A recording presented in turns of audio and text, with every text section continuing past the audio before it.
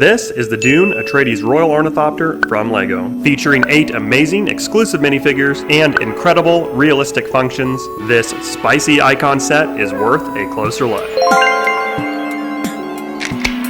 We'll start with a quick look at the box here, a very clean overall front plate with the name of the set panning down into a 3D view of the model. This Dune set is part of the LEGO Icons sub-theme as well, and carries the fully licensed Dune logo on the right side of the box. This is a 1,369 piece set, retailing for $164.99 USD. This puts us right at 12 cents per piece, which I think is fair for the set considering the exclusive licensed minifigures as well as the sheer size and scale of this set. Of course, LEGO is leaning into the 18+ building crowd with this set, and it definitely needs to live up to those expectations. Back of the box shows the set and landing configuration as well as an overview of all of the minifigures. We also have a small picture of the dimensions of the set, which is absolutely massive at 31 inches across and 22 inches long. Just an absolutely gigantic set. And my favorite part of the box art here, a still from the Dune movie showing the Ornithopter in flight. This video was filmed in collaboration with fellow creator at speedoflego. Check out their amazing build video in the description below. And looking at the minifigures here, we actually have 8 exclusive minifigures. Now all of these are officially licensed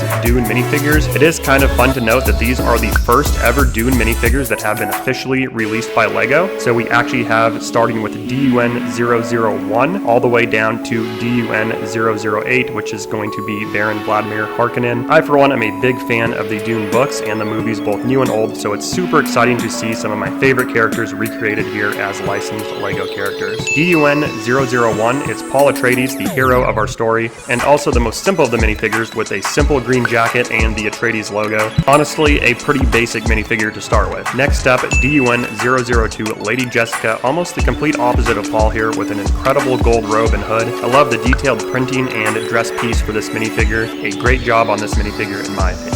DUN 003 is Duncan Idaho, a name that is definitely cooler when you don't say it out loud. I think this minifig captures Duncan's spirit perfectly based on the new movies here. He's got sort of his roguish unzipped tunic here. DUN 004 is Duke Leto Atreides. This is the first of our still suit minifigures, and LEGO did an absolutely amazing job with these suits. The metallic coloring and printing detail is absolutely incredible, and LEGO knocked this one out of the park for sure. DUN 005, Gurney Halleck just improves on the still suit design here with his custom metallic armor, and that does feature printing on the shoulder armor piece as well, which is a really nice detail here, and I'm just happy to finally have a Josh Brolin minifigure. DUN 006 is Dr. Liet Kynes, another incredible still suit minifigure, and this one does include an amazing tan cape as well. The printed face mask looks awesome, as well as the molded hairpiece. Second to last, we have DUN 007 Chani. We have the bright blue eyes on this minifigure, but where is the iconic nose piece that was featured so heavily in the movies? I really wish they had done the nose piece for this character instead of the mask.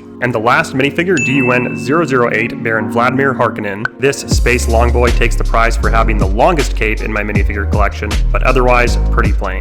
Moving on to the set itself, the first thing you'll notice is the sheer size of this thing. The box is actually a lot smaller than the final set, so this is one thing I was pleasantly surprised on. There's actually an incredible amount of detailing in this set as well, considering it is only 1,300 pieces. Definitely feels like it's hitting above its size and price range here as far as the piece count goes. Now, of course, the 8 wing blades add a lot to the set as far as the overall feeling of its size, and I will say that in person it looks absolutely incredible. One of my favorite angles here, looking down the front view of the cockpit here, just really captures that ornithopter dragonfly look that is so iconic to this vehicle. We even have some engine vent detailing in the rear of the model, and then of course LEGO managed to fit in some landing gear and a ramp as well that we'll cover a little bit later as part of the incredible features of the set. But overall, just an amazing looking model, very good scale. The minifigures fit very well with this, I think, and considering a large amount of Technic building as well in order to fit all the features, LEGO did an amazing job with this set design. One definite con of this set is it's not quite to gnome scale. Taking a look at the cockpit and windscreens here, this is the first of many interactive features on the set.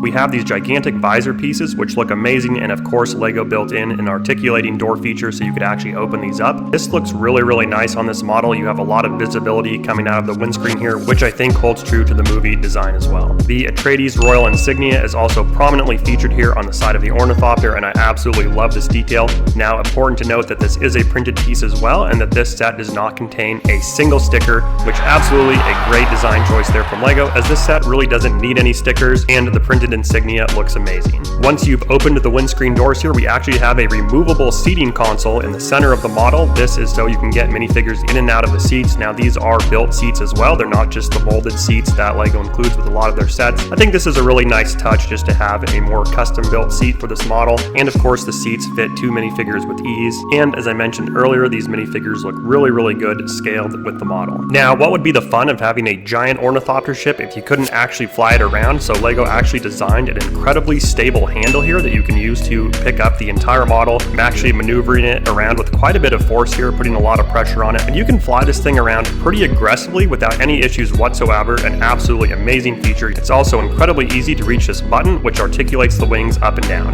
This is an absolutely amazing feature. I definitely wasn't expecting it to work quite so well. Now, there is quite a bit of technic engineering that goes into the internal of this model. You actually have to build these different wing roots and whatnot to support the blades and the motor functions of these, as well as keeping the appropriate tension so that the wings can actually flap up and down. A very clever design, and I was pleasantly surprised with just how well this actually worked. Now, it did take a couple tries to get the hang of. You actually have to press directly down on the lever in order to get the optimal flapping for the wings here, but I did this hundreds and hundreds of times just to test it. The mechanism never broke or failed, and it continued to work perfectly no matter how much I flapped it, which was quite a bit because it's just so absolutely fun to flap this thing around. Probably my favorite of all the amazing functions of the sets. Definitely caught me by surprise. I didn't expect to really like this feature as much as I did in person. There's just something so cool about seeing all 8 of these wings flap in unison, and I couldn't help but take it for a spin. Hopefully you pardon the mess in my LEGO room, as I am in the middle right now of recataloging all of my sets and taking inventory, which has been long overdue.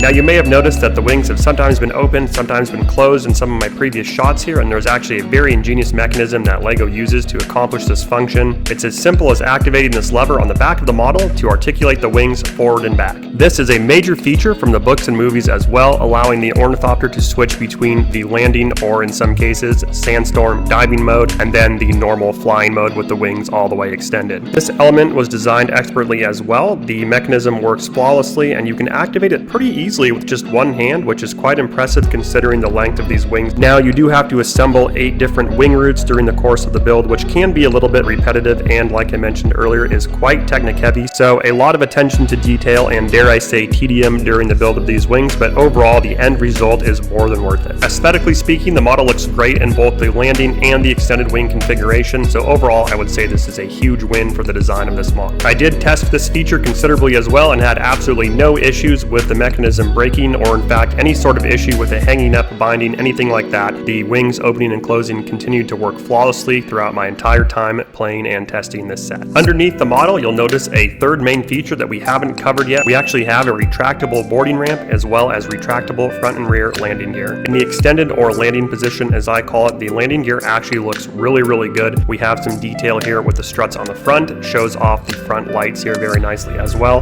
And there's actually room for 2 minifigures to stand on the rear of the boarding ramp. This reminds me of the scene where Paul first spots the sandworm from the Ornithopter. And once again, the minifigures scale really nicely with the rest of the build, and a more zoomed out view here so you can really get a sense of the scale of the minifigures and how well they fit with the model. Now, the mechanism to open and close the landing gear and ramp is very simple, but oftentimes that's what works the best. So you just twist this little knob that is cleverly hidden on the side of the vehicle here. That allows you to retract the landing gear into more of the flying type position, which tucks everything neatly to the underside of the model, and then you can simply spin the lever here and drop everything down for landing mode. Very simple design, works very well. Once again, you can activate this just with one hand or maybe even one finger. It works very well, and underneath there's actually quite a bit of Technic magic going on. You can see the different articulating rods that allow the landing gear to lock out on the front. Definitely an interesting feature, especially if you appreciate more of the engineering aspects of a LEGO set, and this one definitely scratches the itch with this awesome landing gear design. And taking a look from the side view here, you can see how the gear just tucks away so neatly underneath the model and looks really good in both the extended and the retracted positions.